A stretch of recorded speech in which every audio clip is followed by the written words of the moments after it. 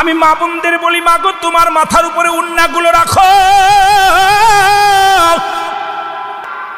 আমি এরপরে জাহান্নামে গেলাম, একদল মেয়েদের দেখি, একদল নারীদের দেখি, আগুনের কাক তাদের মাথার উপরে ঠোকায় ঠোকায়, আগুনের কাক তাদের মাথার উপরে ঠোকায় ঠোকায় মস্তিষ্কগুলো খায়। এক একটা ঠোক মারে, মস্তিষ্কগুলো গলে গলে পড়ে যায়।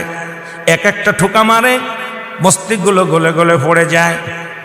আমার নবী বললেন, বলার পর খাদিজা বলে, হুজুর হালাতটা কি বলছে? এই সমস্ত মেয়েরা যাদের চুলগুলো বেগানা পুরুষে দেখছে, এখন এই ওয়াজ যদি মিরাজের ওয়াজে গেলে, শরীয়তের ওয়াজ, পর্দার ওয়াজ, হাকিকতের ওয়াজ, নামাজের ওয়াজ, নামাজও মিরাজ থেকে আসা পর হলো, পর্দার বিধানও কঠিন হলো নামাজ বাজার মিরাজ থেকে আসা পর। এখন এই মিরাজের মধ্যে ঢুকলেই তো আলোচনা বাইর হয়ে যায়, আর এই ওয়াজ করলেই তো সকালবেলা আমার হাতে হ্যান্ডকাপ পড়বে। জোরে বলেন ঠিক কিনা? আমি মা বোনদের বলি, মা গো তোমার মাথার উপরে উন্নাগুলো রাখো। এই চুলের মর্যাদা দাও, চুলের দাম বেড়ে যাবে, তোমার দাম বেড়ে যাবে। আমার মারে, আমার আম্মা জান ডাকতে বলে, নবী গো তারপরে কি ডাকলেন? বলে, হুজুর তারপরে কি ডাকলেন?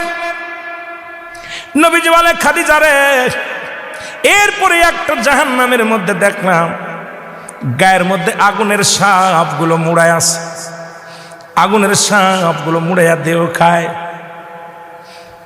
এ মুসলমান, এমন কি গায়ের